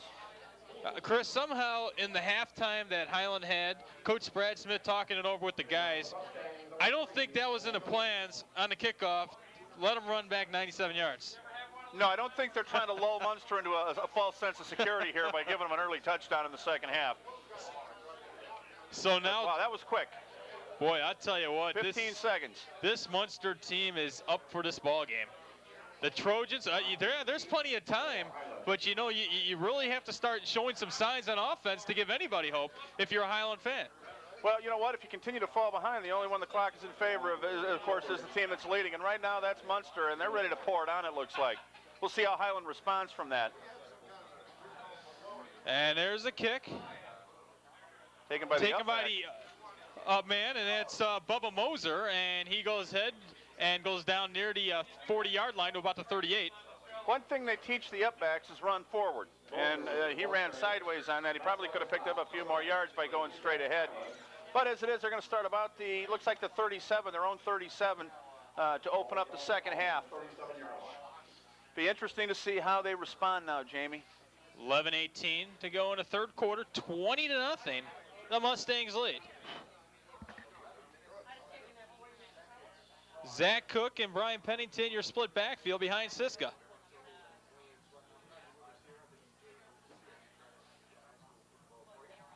And they give it to Pennington. He goes forward for about 4 yards on the play. Yeah, just kept fighting his way through right up the middle on that one. Tough to see who was in on the tackle. 11 carries, 38 yards for Pennington unofficially, Chris. And I tell you what, it's a great job by the Munster defensive line right now of Del Rio, Mazza, Lambert, and Bokawi. 2nd and 5, they call it, from the 43-yard line for Highland. Siska hand, Zabowski, turn the corner, first down yardage, inside the 50 to the 49-yard line. It's number 14 on the tackle, Jamie, for the Mustangs. That's Chuck Mamich. We've called his name a couple of times tonight. And Highland coming out and attacking right now on the ground. Well, they mark it just shy of the 50-yard line. And it's a first down now for Highland. I don't have them with many in the ball game here. So the Trojans rolling a little bit here from their own 49-yard line, 1st and 10. Getting ready to cross midfield. It's a place they haven't spent much time at tonight, Jamie. Zach Cook going in motion. Pennington over the left side, dives forward for a quick 6. And that's number 10 for the Mustangs, Tony Dosberg, his second tackle of the second half already. But not after that. Pennington got 5 yards before they were able to bring him down. So about 2nd and 4.5 for the Highland Trojans. We see 35 for Munster checking out of the ball game. That's Lou Mazza, and his right arm, or left arm rather, is taped up pretty good, padded from the elbow down to the fingers. Well, we figured it'd have to be Cook and Pennington in the backfield for the Trojans to get something going. And they give it to Zaboski, I believe, or Zach Cook. Zach Cook for a couple. Well, he looked to have pretty good quickness on that one. I don't know how that hip pointer is affecting him as far as making cuts Chris, and so have forth. you ever had a hip pointer? How's that exactly going to affect you? I don't know, Jamie. I've never had a hip pointer that I know of. I've never been diagnosed with one. I'm just trying to figure out whether it hurts a lot when you run or are they afraid when he gets hit more. Sure hurts when they do both. Pennington right up the gut. He's going to be stuffed and taken back. Number 52, Brad Nykiel, the first one to meet him. And it's going to be 4th and about 1.5 yards for the Trojans. Well, Adam Del Rio's going to get credit on that tackle as well, 45, Jamie. Or is that 75? Check 75 on the Mustang roster. And that's Chris Herr. He was in there as well. Bacoe, I'm hearing from the official score. A host of Mustangs in there. They call it 4th and 2. Big play for the Trojans. Huge play right here, Jamie. They got a long 2 yards to go here. Childers to the bottom of your screen. Cook and Pennington to backfield. Siska, give the Cook, turns upfield. Zach Cook, first down. Finally brought down by Mike Kalina. That's Kalina, but anyway, those Highland guys. But anyhow, Jamie, that's a great run by Cook there. It doesn't appear that, at least on that one, that his hip pointer bothered him, because you know what? He made a cut on there. He also got popped a couple of times, and then he jumped right back up. He was the first guy out of the pile, so he could be feeling okay now. Sometimes maybe it takes a little while to get loosened up and into it. And a nice night out there also. Not too cold. Hand the ball up, Pennington, trying to get over the right side. He gets maybe 1 yard. 2nd and 9 coming up for the Trojans. Boy, maybe 1 yard on that one, Jamie. That's going to depend on a spot. They are going to move it back a little bit from where Pennington spotted it. Give him about 0.5 yard on that one. A great job by the Munster defense. There's a Munster defense. Chris Herron on a tackle there. 2nd and 10. Jamie, this Munster defense averages 161 yards against it on the ground, and they've done a pretty good job holding Highland in check right now. Quick drop and throw and complete. Outside at around the 30-yard line. That looked like Bobby Lewis. It was Bobby Lewis. 15 out there. Also doubles as the punter occasionally for this team. I think we've seen him kick. And Duisburg is how they're pronouncing number 28-yard line is where they spot the ball. We've been saying Duisburg all night, but it is Duisburg, at least according to the official score here at Munster, who should know. 3rd and 2 situation for the Trojans here coming up. From the 29-yard line. Siska, give to Zach Cook inside. First down yardage. Cook breaks a tackle, and he's going to go all the way down to the 14-yard line, down to the 13. And finally, Zach Cook gets some room, and it's good for, let's call it about 16 yards on the play. I think that play was made in the backfield, Jamie. Siska did a good job on the fake, and then Zach Cook came around and run a little bit of a misdirection over on the left side there. He got some good blocking, was able to hit the hole, and it doesn't appear at this point that hip pointer's slowing him down. He busted through there pretty good. 1st and 10 from the 13-yard line for the Trojans. Siska, hand to Pennington, goes forward, pushing the pile, and finally 52. Duisburg also in on the tackle. Yeah, Duisburg is in there. Adam Del Rio's out there on the tackle as well, and of course Brad Nykiel, who it seems every time that we call a Mustang tackler, he's somewhere in the neighborhood. 15 carries, 52 yards for Pennington unofficially. Zach Cook, I got him 6 carries, 30 yards. 2nd and 5 from the 8, and the officials call timeout. Timeout Munster, so the Mustangs burn one here in the second half with 6:55 to go. Munster had too many men on the field. They got caught right there, Jamie, and they had to get somebody off, and it wasn't going to happen, and had to call a quick timeout there. It's not something you want to do at this particular ball game, but I suppose when you're up 20-0, it's better to call them and then waste them at that point than when you're down 20-0. Chris, let's take a look at the crowd right now, and I'll tell you what, you got a lot of crowd, and you see on the Highland sideline, it's not actually in the bleachers, so they are here, all standing on the sides, as it usually is around this ball game, all around the outside of the track. You have people standing. I took a walk at halftime just to kind of get a feel for the crowd and that, Jamie. I took a walk by the Munster student section, and I got to tell you, I was quite disappointed. Not a ton of students here tonight at this ball game, and that is kind of surprising. It doesn't matter what you do for the other 8 or 9 games a year, but when Munster and Highland, when Highland comes to your school, if you're Munster, you've got to come out and support them. And not a great crowd here tonight by any means, but it has filled up quite a bit from earlier. Of course, the lights were left on overnight here at Munster. I believe the baseball field stuff has. In the past, there may have been some problems here at Munster High School. There have definitely been problems. I think last year when these guys played, or was it 2 years ago, I'm not sure, but Highland carved out a big H at the 50-yard line here at Munster. 2nd and 5 from the 8-yard line. Cook in motion. Siska give to Pennington, forward for a few yards. So it's going to be 3rd down and about 2 for the Trojans. Right up the gut on that one. And, yeah, 61, Tony Calabrese in on the tackle for the Mustangs on that play.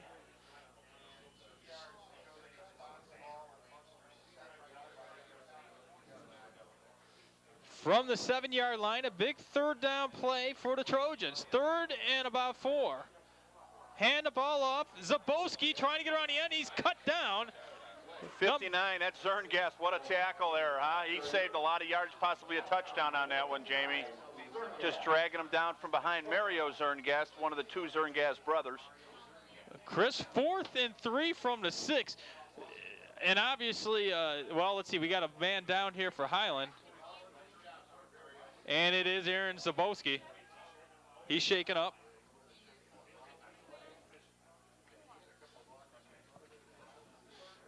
Aaron Zabowski comes into the ball game. 48. He came into the ball game 48 carries for 284 yards. Big part of this Highland offense. And you know, you take a look at the Highland running backs, Chris. You got 4 guys with 40-plus runs. So that says that, you know, 1, either guys have been injured, which we know Pennington was earlier in the season, and 2, you have a lot of trust and a lot of guys carrying the ball. Well, we talked about this a couple of weeks ago. Highland's got some good depth at running back this year, and Zabowski's just one of the players that they're able to use to spell other guys, and he got a lot of playing time when Pennington was down, so he's definitely picked up some experience there. He's also got a brother on this team, Ryan Zabowski, as well. Play of the game, 4th and 3 from the 6 for the Trojans. Childers way off to the top of your screen. Handoff, Zach Cook inside, goes forward, and he's going to have close to a touchdown. It's going to be a 1-yard line maybe. Boy, you can't get much closer than that. You're looking at both of the officials out there, Jamie. They're standing inside the 1. Close to a touchdown, but it's going to be just short. Nice run by Zach Cook. Yeah, number 51 for Munster, Tom Lee, looked like he had a shot at him, but once he busted by there, he was just about in touchdown territory, and now we see the ball 1st down inside the 1-yard line. You can't get a whole lot closer than that without scoring. Well, Chris, is it going to be a Brian Pennington a run here to get the Highland Trojans on the board? He's the guy you would think would get it. Well, you talked about a QB sneak, too, earlier. Siska, hand Pennington, and he's in for the touchdown, it looks like. Touchdown Highland. So the Trojans are on the board with 5:28 to go here in the 3rd quarter. It's 20-6. Pretty hard to stop Brian Pennington from that close in. And if you're going to stop, you're going to have to hit him low at the knees. And as we saw there, another attempt to try and tackle Brian Pennington high. And that's not going to happen at all. So Highland ready for the extra point. Johansson will come on. Trying to make it 20-7. Well, the first points to get in the ball game are the toughest, especially when you're down, Jamie. So we'll see what this does for Highland. He puts it up, and it's good. So with 5:28 to go here in the 3rd quarter, Highland on the board. And now it's Munster 20, Highland 7. So now the Trojans, after that long run back, the kickoff return, I think would have broke their backs. They come back, put a heck of a drive together, and go right down the field. So now the Munster Mustangs, we have to see if they can answer the bell and come back with a score of their own. Well, we're going to find out. Of course, who knows? They could end up taking the touchdown back. We haven't seen the Munster offense here in the 2nd half yet, have we? Now, Chris, I think they had one series. Did they have 1 series? Well, it must have been a quick one.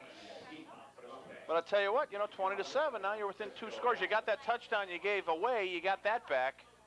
Now Highland's going to have to clamp down on defense. Now, Chris, the Trojans last year, they lost 25-0 in the regular season. Then they lost in the 1st round of sectionals, 24-7. Highland came into this ball game number 11 in the AP in Class 4A. Munster, if you want to go by votes, they came in at 19. Low kick going to be taken and dropped at the 31-yard line. That's Adam Del Rio out there. And he's going to be tackled right around the 27. So the Munster offense will come aboard, and they're going to try to get something going. 5:22 to go here in the third quarter. And it looks like we'll see Mike Highland at quarterback. He's talking to Coach Marsh on the sideline right now, getting the play. Yeah, Jamie, a minute ago you were talking about their positions. Of course, Highland before last week I think was as high as number 4 before falling to Andrean. And 2 weeks ago the Mustangs were at number 5 before going into a 2-game tailspin. So, and talking to Coach Smith, Chris, Andrean he said Andrean looks like a team that can really go far in Class 3A. You know what? I've heard that from so many people. Of course, we should get a look at it. Well, we'll get a look at them down the road. And there's a handoff. Smith over the right side, and maybe a yard on the play. Pennington in on a tackle, along with number 74, Matt Hassler. Yeah, Hassler in on the tackle as well, with Pennington, as you said. Good start right now for the Highland defense, Jamie. That's what they want to try to do, is contain the Mustang running game here. I think you want to force Munster to throw if you can, and maybe they won't have as much success as they did in the first half when they did it when they chose to. But it'll be interesting to see. Now I think we'll get a chance to see what kind of adjustments the Highland defense made in the locker room at halftime. Mike Kalina, the quarterback. Dosberg in motion. He'll get the carry. Dosberg trying to stretch it out, but the Highland defense is right there. John White, first one to tackle, and it's going to be 3rd and long, and all of a sudden the Highland defense is pumped up, and the Munster offense is looking for answers here, running the ball. Highland showing some emotion on the defensive side of the ball right now, and that's what you like to see in a ball game like this, Jamie. There should be emotion in this. It should be emotional all week long. 3rd and 9 from their own 29-yard line for the Mustangs. Mike Helfand brings into play. That's the guy that you got to watch if you're Highland. You know, for people who'll be watching this game who maybe are from a little bit east of here that aren't familiar with this is equivalent on this level to a Bears-Packers kind of rivalry, Jamie. Kalina rolls near side. Keeps looking. Now he's going to find his man Dosberg open at the 45. He's going to cut back and get near the 49 before he's brought down finally. So Matt Euknes there on the tackle, but you know what? It's once again the Highland secondary gives up the big play. But you got to really give a lot of credit to that play to quarterback Mike Kalina, who was scrambling. He was getting chased. Looked like he might end up running out of bounds, and at the last second he's able to come back against his body and throw it downfield, get just enough on it to hit Duisberg out there, who fought for a few extra yards. But unfortunately for the Highland fans on the far side, not able to see their team hold them right there on a critical 3rd down situation. So 1st and 10 from their own 49-yard line. Hand to Smith, and he's going to be upended there after about a gain of 1 on the play. It's actually Nick Cosme, I think, Jamie, that got the carry on that one. Fahrenkopf with the tackle. And really no gain, it doesn't look like. Maybe a yard on the play, if that. Putting Munster in a second. According to the scoreboard, 2nd and 10, so give him no gain on that. Clock ticks down to 3 minutes to go in the 3rd quarter. Smith alone setback.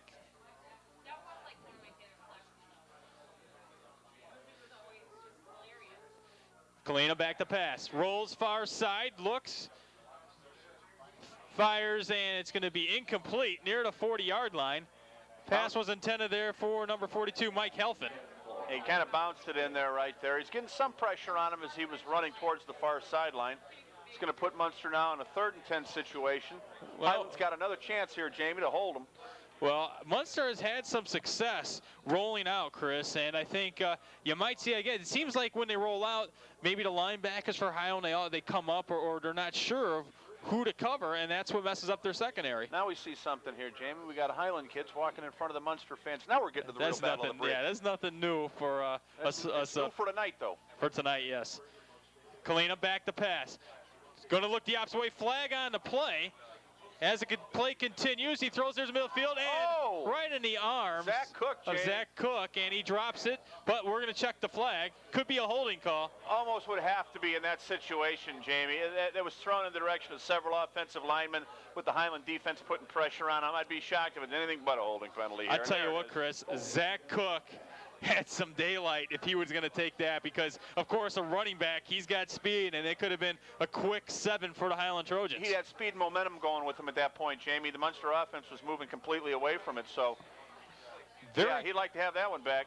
Very tough pass to throw against your body. Now they're going ahead and decline it and make it 4th down. So Munster's going to bring on the punting unit. Yeah, the way Munster's converted their 3rd downs tonight, make them kick it. Good call. No sense in backing them up, making the 3rd and 20, and give them another play. Adam Del Rio will stand back at his 35-yard line. Childers and Bach set to return. Low line drive. It's going to work out for the best for Munster, though. Taken by Childers at the 20 and out of bounds at the 21-yard line. So Highland will have it 1st and 10 with 2.5 minutes to go. They're going to spot it at the 22-yard line. So the Trojans trying to put 2 good drives together. Of course, you look at the Highland Trojans, Chris, next week. They got a very tough game at Griffith, a team which we saw last week really coming into its own right now. And then they finish the season at home against the highest scoring offense in the area, the Morton Governors. Morton has been outstanding this year. We've got to look at them. They were incredible. Grilly got last week. So, yeah, it's going to be a tough road to hoe the next 2 weeks for the Trojans. Cook and Pennington the backfield. Give the Pennington. He's going to have a hole, and he's going to go ahead and be about 6-7 yards on the play. And he drags a couple of tacklers with him, Jamie. Number 61 for Munster was dragged on that one. And, of course, that's Tony Calabrese. Also, number 40, it looked like, Brian Bacowie was also dragged on that one. That just goes to show the strength of Pennington, and we've talked about it a lot, and he doesn't seem to disappoint. 2nd and 2 from the 30-yard line for the Highland Trojans. Split backfield behind Siska. Siska, hand over the left side. Zach Cook breaks free, and he could be gone to the 40, 30, 1 man to beat, and he's going all the way in. Zach Cook, 70 yards, touchdown, and the Highland Trojans, just like that, are right back in this one. Well, you said it, Jamie. They're right back in at 70 yards. Zach Cook is fine. Leroy Mars told you earlier he'll believe it when he doesn't see Zach Cook in the lineup that he's really injured. Well, I'll tell you what, he didn't start tonight. They worked him in slowly. He's maybe back at 100%. That was an incredible run. I don't see how you can make a run like that unless you are 100%, Jamie. He had the entire Mustang defense chasing him, and just nobody fast enough on the Munster side. And on for the extra point, Johansson. How big is that extra point that Munster missed? Well, all of a sudden it's big. At the time, it didn't seem to matter. So Johansson on. Extra point is up, and it is good. So with 1:45 to go in the 3rd quarter, the Trojans have closed the gap to within 6, 20-14. And Chris, I'll tell you what, I'm going to go ahead and Coach Smith, when he watches this ball game, a great job of not saying much about. I know it was in the paper, not just telling me, but in the paper that he wasn't going to play Zach Cook unless he was 100%. And and funny, like I mentioned earlier, Coach Marsh, right, when he told me about, I said, "What's your defensive game plan now that Zach Cook is not going to be there?" He says, "Well, you know what? When I see it, I'll believe it that Zach Cook's not going to play." So he kind of knew. So 1st and 10 from the 40-yard. Munster will get the ball back 1st and 10 after the kickoff. 1:45 to go. Jamie was busy getting high fives. If anybody's wondering why he stumbled, a proud graduate of the Highland school system. And taken at the 15-yard line. 20, 25, and the 28-yard line. So Munster will start 1st and 10. Yeah, a little distracted there, Chris, for a second. Well, but Jamie, still. I mean, you come in dressed in your blue and gold outfit here, and you expect people to think you're not rooting for Highland. Everybody knows. Let everyone know that. Chris Ramirez. The fact that I went to Munster and you went to Highland has nothing to do with the fact that this game is on our schedule. We just want people to know that. Chris Ramirez. Want everyone to know he's totally false on every single statement he's made in the last 10 minutes. Just so everyone knows this. Yeah, he's not dressed in blue and gold. I was having a good time with my broadcast partner. Oh boy. Call you Mark Smith after a while here, buddy. 1st and 10 from the 28. Give the Smith over the right side, and he's got some room, and he's going to go forward for maybe a few yards on the play. Yeah, he really kept those legs driving, Jamie. It looked like he was down twice, but there was no whistle. He kept those legs driving. Had to work for it. Only picked up about 4 yards, but worked awful hard to get them. Could have been stopped for about a 1 or 2 yard gain. Chris, let me see. The wind's not going to be a factor in the 4th quarter. It doesn't look like too much. calmed down, actually. Not that it was ever real strong. Yeah, you know, you always think about that when you see a lot of scoring in one way of a quarter. You think maybe that's because of win, but no, it's not going to be a factor. So should be a pretty even game as far as a win goes the rest of the way. And there's a handoff right up the gut, and looked like maybe a half a yard. Yeah, nowhere for him to go. The Highland defense, Jamie, really clamping down right now. Clock ticks down. Pennington. Clock ticks down to 45 seconds to go. 3rd and 5 for the Munster Mustangs, and I'll tell you what, that could be another 3 and out for them. If it wasn't for that 97-yard kickoff return early in the quarter, the Munster Mustangs have been held at bay here by the defense of Highland. Yeah, no question. It was that special teams touchdown. Munster's defense and their offense in the second half hasn't done anything as we come to the end of the third quarter.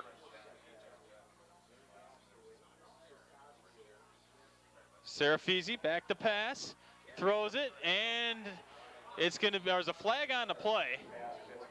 Incomplete pass, but it is a flag. Somebody got a hand up for Highland. Couldn't see who it was, but they deflected the pass. Looked like one of the linebackers over there. Now let's go ahead and check the penalty on this one. Munster continues to cave in. I would think you'd accept this one, Chris. You want to pin them back as far as you can. Give yourself field position. Let's see if they go ahead and do take it.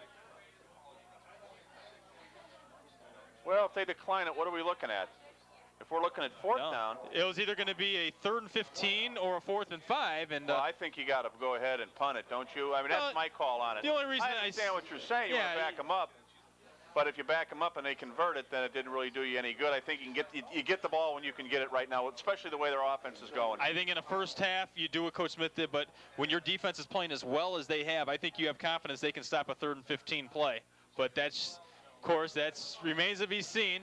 Childers fair catch, and he gets it at the 37-yard line. A little bit of bump there. The Highland fans want to call, but they're not going to get it. Well, but maybe they should, Jamie. He definitely made a fair catch, and then he received a shoulder from one of the Mustang defenders. That was pretty blatant. It wasn't a vicious hit, didn't hurt the guy, but he definitely put a shoulder in him, and that's against the rules. 3 seconds to go in the third quarter, and the Trojans will run one play, and then they'll take us to the fourth. The Highland Trojans offense has been tremendous here in the third quarter. Childers will split out to the bottom of your screen. Cook and Pennington a split backfield behind Siska.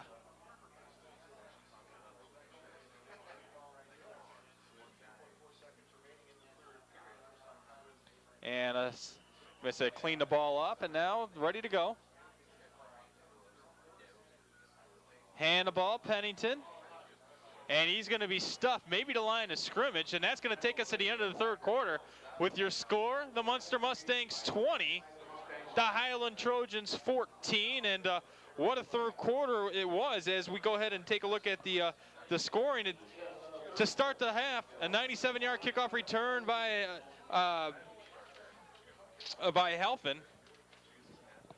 and that gave them a 20-0 lead.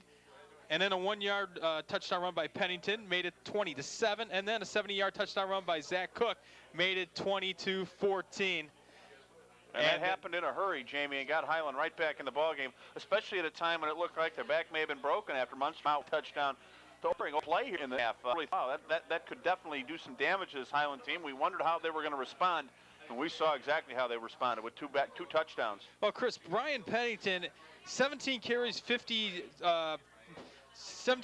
52 yards I've got him for, and I'll tell you what, not a very good yards average there, but he has opened up the game basically for Zach Cook, because you got to respect Pennington, and they give it to Zach Cook, and he's had a great game here so far. 8 carries, 106 yards. That's unofficial, though. And, of course, most of that coming on the 70-yard run. 2nd and 10 from the 37-yard line for Highland as we start the fourth quarter. Cook in motion. Siska fake, give this to Soboski. He's got some room, and he's going to go ahead and push the pile forward to about the 43-yard line, 44. And once again, the Highland running backs getting into the Munster secondary, Jamie. That's something that's going to have to stop if Munster hopes to win this ball game. The tackle there made by number 52, Brad Nikhil. Zaboski, the linebacker, but he was making the tackle, Jamie, after the back was past him. Zaboski, 8 carries, 35 yards. And the Highland running game has really opened up here in the second half, and you would have to think when they decide to throw it, you might have somebody open because Munster's got to be keying in on a run. Siska, inside handoff. Zach Cook, first down yardage, big gain, maybe about 10 yards on the play. And Highland crosses over into Munster territory, first down and 10. Well, case of Munster wanting to make arm tackles, Jamie. Guys like Zach Cook, guys like Brian Pennington, you got to wrap them up. You can't lay an arm on them and expect them to go down. And that's what we saw right there. And now Highland continues to drive. They're moving the chains once again. They're in Munster territory. And they're looking to take the lead, Jamie, as hard as that is to believe. Childers splits down to the bottom of your screen. Split backfield behind Siska. First and 10 Trojans. Handoff right through the middle of the line there.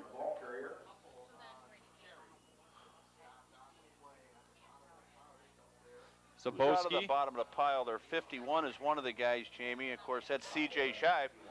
Now, we haven't called his name a whole lot tonight, but a couple of weeks ago, he had an outstanding ball game. Second and 8. What am I talking about? I'm looking at the wrong list. No wonder we haven't called his name. It's Tom Lee, number 51, Munster. Kid in a red jersey. Brandon Fieldhouse will split to the bottom of your screen on a second and 8 from the 45-yard line. Siska, Zabowski once again tripped up first by number 51. Tom Lee, we won't get it wrong this time. And then he was finished off by Adam Del Rio, but still a nice job.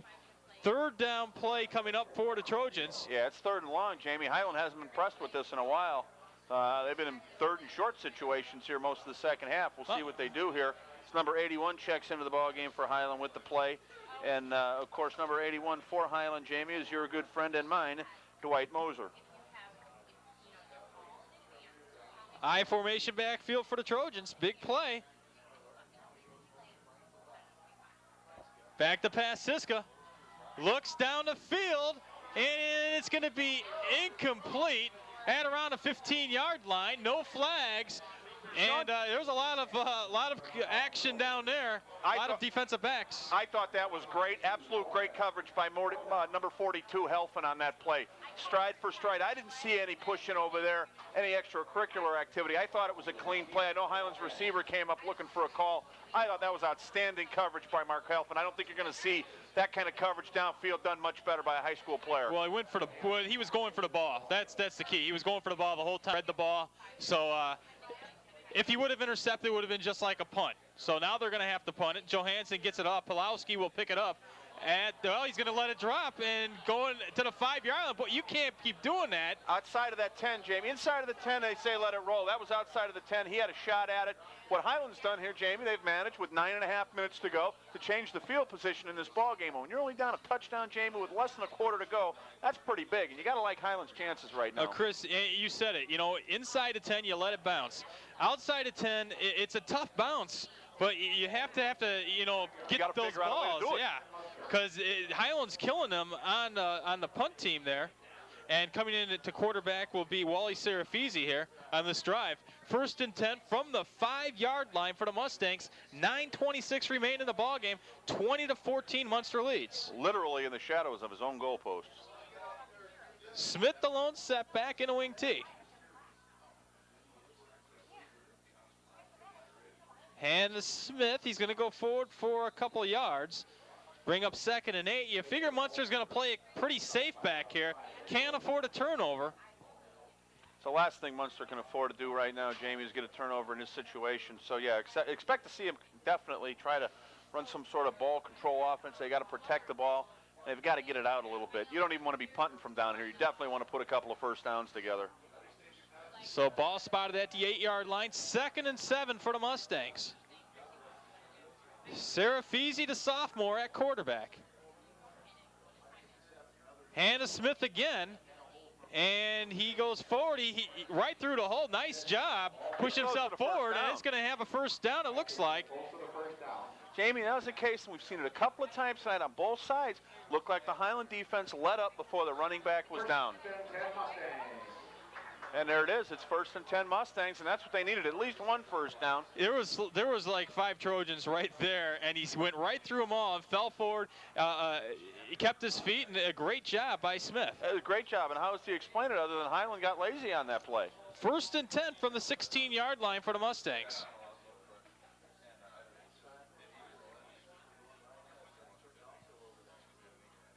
Long count by Serafisi. Gives the ball off. Over the left side, Smith again. Now he's getting some big yards, a gain of 8 on the play. Well, a couple guys busted up the hole, made a nice hole for him. Looked like that might have been Brad Nikhil, number 52, and James Pavison, number 71, over on the left side for the Mustangs. Did a good job. Unofficially, Chris, Steve Smith, 13 carries, 71 yards. Munster showing some signs here in the fourth quarter. Well, this is a drive they desperately needed. You know, when you're starting from your own 5-yard line, I tell you what, if you're not able to convert a first down, you're punting to guys that are in your territory. So Munster did a real good job. What they needed to do is to move the sticks. I'm sure they'd like to get another first down or two, but I mean, obviously they like to score a touchdown on this drive and eat up about 8.5 minutes if they can. But you know, your first objective, Jamie, of course, is to get the ball out from the shadows of your own goal line, and they've done that now. They're right now. You see them measuring for another first down. Chris, I want to mention a lot of people are noticing right now our production, our game is a one-camera shoot for the most part. That's technical difficulties with our production truck, and we should have everything back to normal next week with the ground cameras and the replays and such. So don't think we're going back to the our style from last year. I thought maybe we suspended the cameraman for a week or something. I don't know. Maybe they went on strike. I don't know. They went on strike? Are you kidding me? We should be back to normal next week, so I apologize for not having the same look that we've had in previous weeks. 2nd and 1 for the Mustangs, just short on the measurement. From the 25-yard line, they could do just about anything right here. They could even try it downfield. Serafisi, and that's what he's going to do. He's going deep for Helfand. He's got it. Helfand, can he stay in bounds? And he's going to be brought down at about the 12-yard line. Nice hustle there to save the tackle by number 15, Bobby Lewis. And I tell you what, I just mentioned it before, a great time to throw the ball on a 2nd and 1. You had nothing to lose, and out and up, and he connected downfield. Well, that Helfand's got tremendous speed. We've already mentioned that tonight. He just busted free, outran his coverage right there. Serafisi with a great job putting it up just long enough to drop it in Helfand's hands. And I think Helfand was as surprised as anybody when Bobby Lewis tripped him up from behind. That's a couple of long catches now for Helfand tonight, and we've seen a couple of real long drives by Munster. Twice now they've started inside their own 10. 55 yards unofficially. 1st and 10. We're going to have a flag. 1st and 10 from the 15, but yes, a flag, and it's going against Munster. And what does that call? Hand up on the chest. What is that? Get the rule. Illegal substitution is what they're calling it. So a costly penalty. You know, to break up a drive here. It's going to push it back 5 yards. 1st and 15. I say that because, as I mentioned before, Munster with not a lot of range on their field goal kicking. So the closer they can get, the more it's going to help them to give them a 9-point lead, obviously. And you got Highland back on their heels after that long play. You give them a chance here with this penalty to regroup a little bit. Pulowski will split up to the top of your screen. 1st and 15 from the 20-yard line.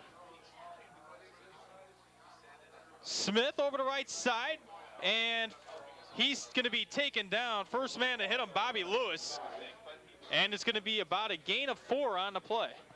Lewis had him probably for about a 1-yard gain, but again, these Munster backs don't go down very easily, especially 32 Smith out there. He seems to drag a tackler or two with him on every play. Chris, I've got Wally Serafisi, 5 out of 7, 170 yards. Well, I think he's the one with the 2 long completions. Yeah. Mike Helfand, wait a minute. 4 receptions, 117 yards. Well, yeah, they had a few long receptions today. 2nd and 10 for the Mustangs. Serafisi and a fumble on a play, and no, back up and going around is Cosme, and he's going to be down, but is there a flag on the play? Yeah, there's a flag on the play, and I think what we might have is an illegal block, Jamie. I don't think it was a hold. I thought I saw a Munster back push someone from behind. We'll see what the referees say about it. And there it is. Clip against Munster. That's going to push them back once again. So their drive has died here, as winning neutral, I should say, and now going backwards after a couple penalties. This is going to put them in a third and very long, third and about 20. And any thoughts of a field goal have just went out the window for the Mustangs. Well, what'd they mark off? 5, 10, 15. Ball goes back to the 30-yard line. And that's going to bring up a second and 25. A long way to go for the Mustangs right now. Well, the Highland they can defense, get to the 5-yard line. They don't need to score on this drive. They can still convert a first if they get it inside the 5. The Highland defense given a chance here. Smith the lone setback. Serafisi the quarterback. Serafisi rolling out under some pressure and taken down for the sack, the 40, Brian Pennington. And that's going to back Munster up even more. Loss of 10 on the play. And it's going to be a 3rd and 35 for Mustangs. And even worse, Jamie, it looks like Brad Nikhil, number 52, the center who does everything for this team, is having a whole lot of trouble getting up off the field right now. Well, Chris, someone's having a hard time picking up Brian Pennington on the blitz there because he's gotten some great pressure on the quarterback. And Nikhil's going to have to come out. And he's limping off the field. He was holding his right knee. Hopefully nothing too serious. This kid's done a great job tonight for the Mustangs, all season as a matter of fact. So what does Coach Leroy Marsh call on a 3rd and 34 officially? A Hail Mary? Who knows at this point? Well, you have that. You also, you always obviously look for a draw, something safe, and then punt it away. But a long pass downfield would be good as a punt, even if it's intercepted. Well, it's provided you can land it inside the goal line. You don't want to touch back here if you have to punt. Serafisi back to pass. They're going to go ahead and throw it way downfield. Helfin, and it's... Oh! What an interception! No, yes! Interception by number 22, Matt Euchness. And as I said, Chris, as good as a punt. Yeah, as good as a punt, maybe a little bit better. Great job by Euchness on that one. He just timed his leap perfect, and Serafisi didn't have quite enough on that pass to get it over the defender and in the hands of Helfin, who was streaking down the sidelines and had to step on his man. I apologize, Matt Euchness, for not having a replay on that one, but you know what? Quite a catch. You have to rewind your VCR and watch it again. If you're watching this on Monday, we'll replay it on Wednesday. 1st and 10 for the Trojans as they dodge a bullet. 5.5 minutes to go in this ball game. 20-14, Munster leads. Siska hand the ball off. Zach Cook looking for some room. Finally, he's going to be taken down there. Number 51 on a tackle, or one of the guys, Tom Lee. Tom Lee, yeah. A couple other guys had a shot at him, but Zach Cook managed to bounce off. Brad Nikhil is back in the ball game for Munster. No way you're going to keep him out of this one for the last 5 minutes and 10 seconds. 2nd and 7 from the 16-yard line.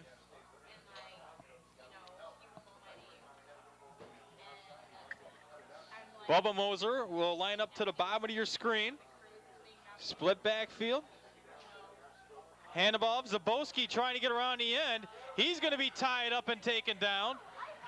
Number 14, Chuck Mamage, one of the guys on the tackle. That pushes them back to a 3rd and about 9.5 situation for the Trojans. Now it's the Munster defense that's coming up big right here, putting Highland in a 3rd and very long situation, which they'll definitely need to convert. Now, Jamie, at crunch time, time is a bit of a factor. We're under 4.5 minutes to go. Highland, of course, pinned inside their own 15-yard line right now. Very big 3rd down situation. They'll need to convert here. 3rd and 9 from the 14. Bobby Lewis to the bottom of your screen. Siska back to pass. Sets up the screen. Zabowski drops it. You got to stay on that ball. And we can hear guys in the press box yelling too. Highland coach. They're going to call it an incomplete pass. But you don't know that at the time, Jamie. And you saw all the Munster players converge on that ball. He was unhappy. He knew it was incomplete. He knew he didn't catch it. But you don't know how the officials are going to call it. So Highland forced to punt. Johansson will come in on a 4th and 9. The Trojan defense is going to have to come up big now, especially the punt team, and get good coverage back there. As now going back to field the punt, Mike Helfin. So Johansson will kick it near his goal line.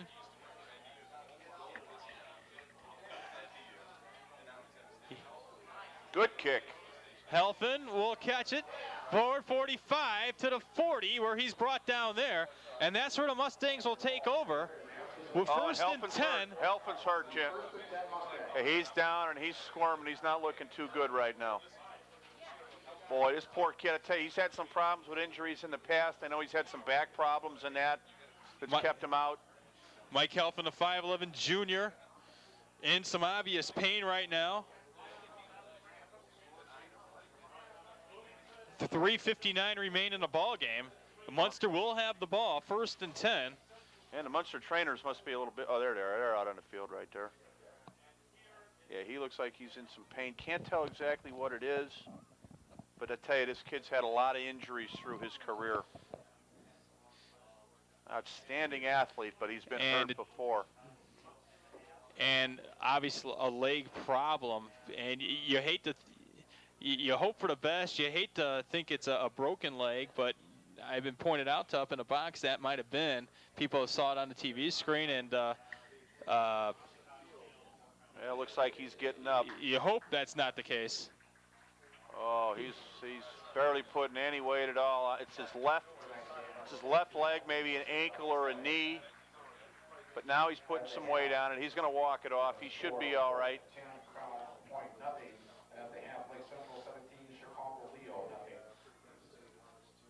So the Mustangs, when play resumes, are going to have first and 10. Serafisi will come in and quarterback. Now, Serafisi was the quarterback on the last drive, if I'm not mistaken. So this is the first time that we've seen Coach Marsh go away from his rotation. He keeps Kalina on the sidelines. So first and 10 for the Mustangs.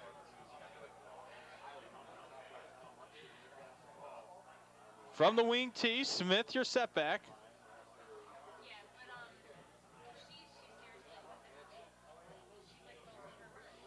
Hand to Smith, over the right side, bounces off one tackle, trying to reach the outside, for he's brought down by Bobby Lewis after about a gain of 5 yards on the play, and that's the key. You got to get him with your first hit. Trojans couldn't do it. Yeah, you're exactly right, Jamie. They had a chance to stop him just about at the line of scrimmage. He was able to bounce outside off a tackler and pick up another 4 or 5 yards from that point. Munster's in a 2nd and 6. I guess they're actually going to credit him with 4. But I tell you what, 2nd and 6 is a whole lot better at this point than 2nd and 9 or 2nd and 10. And that's why Highland had a chance to stop him. Serafisi brings the Mustangs up to the line. From the 36-yard line, 2nd down.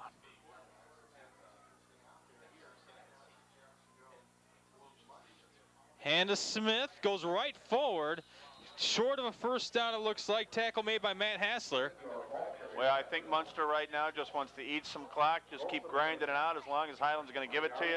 Pick up enough to go into a 3rd and 2 situation. So they can convert. 3rd and 1, they're actually going to mark it now. So Munster in real good situation with under 3 minutes to go.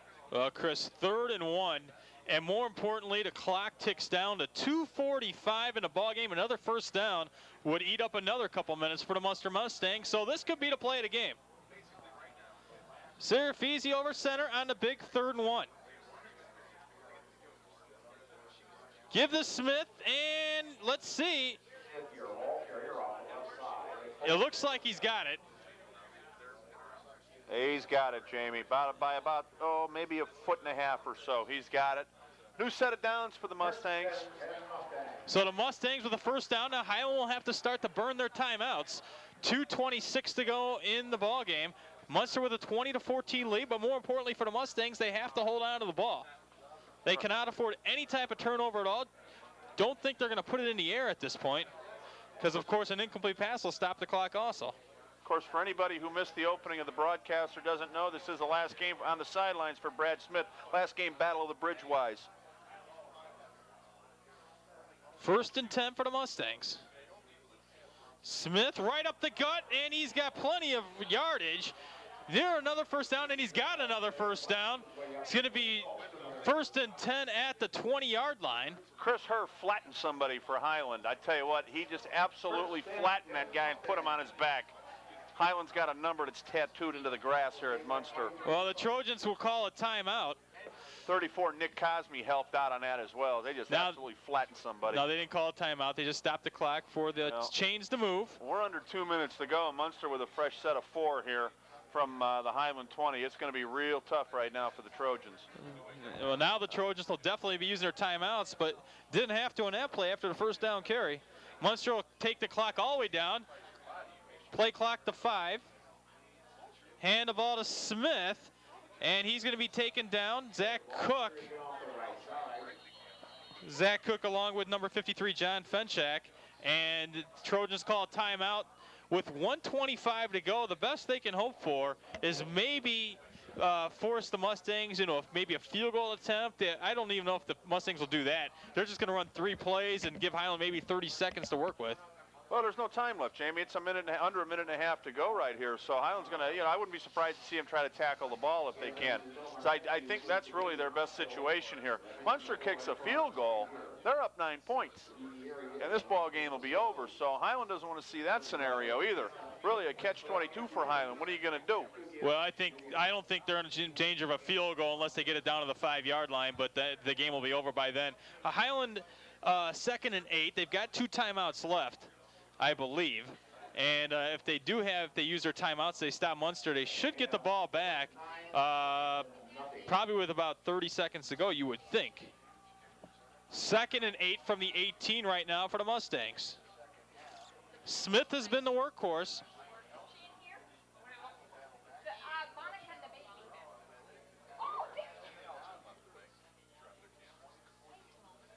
Hand to Smith over the left side. He's got plenty of room, and he's going to be taken down to the 5-yard line. That should do it. Big play. Smith goes over the 100-yard mark on that carry. Yeah, Jamie, you're right. That should do it right there. Munster's got the ball at the 5-yard line. We're just at 1:18 to go, and now the clock starts running again. Highland, I think, has already used 2 timeouts. Not much they can do at this point. You're really hoping if you're Highland that you can stop them and maybe get a turnover. Even if you do that, you've still got about 90-some yards to go. Unofficially, Smith, 20 carries, 111 yards. And that's after a slow start as Serafizzi let the clock tick all the way down. Game clock to 55 seconds. Serafizzi will push it forward. He's going to go near the goal line, maybe at the 1. And Highland will spend another timeout.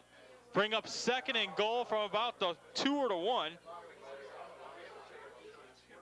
Got to look at Brad Smith over on the sidelines, on the far sidelines, and he doesn't look too happy right now. But tell you what, Highland's defense really soft on that play as Munster is able to just push it up the middle for 3 yards. Well, if things stay the same the way they are right now, Munster goes on to win this ball game. They will go ahead and move to 5-2 on the year, and they will travel to Lowell next week, a Lowell team which has had some injuries to their quarterback. So we saw them lose last week against Griffith. They didn't look too good. So the Mustangs will finish up against Roosevelt. So the Munster Mustangs have a chance to win 4 in a row going into the playoffs. Of course, Jamie, if Lowell's able to get their starting quarterback in by next week, it could make a big difference. We saw him with a 3rd stringer in there last week who did an admirable job, but obviously you want to try to have your best players in there, your starters.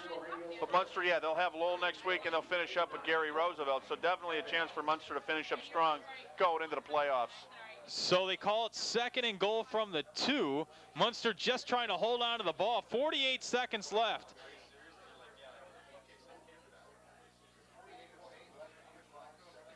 Serafizzi will try to sneak it again.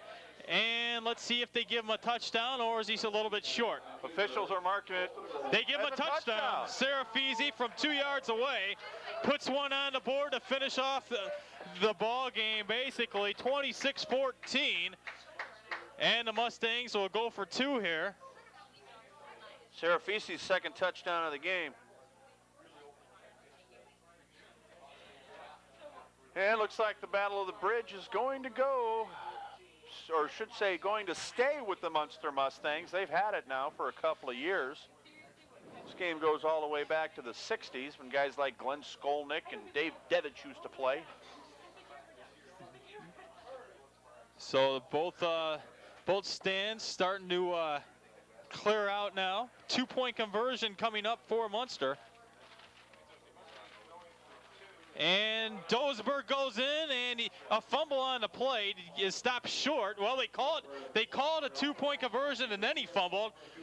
So give him the 2 points. 28-14 your score. 40.8 seconds to go in the ball game, and Munster will now move, as I mentioned, to 5-2. The Highland Trojans now, started out with 5 straight wins. They lost Andrea last week.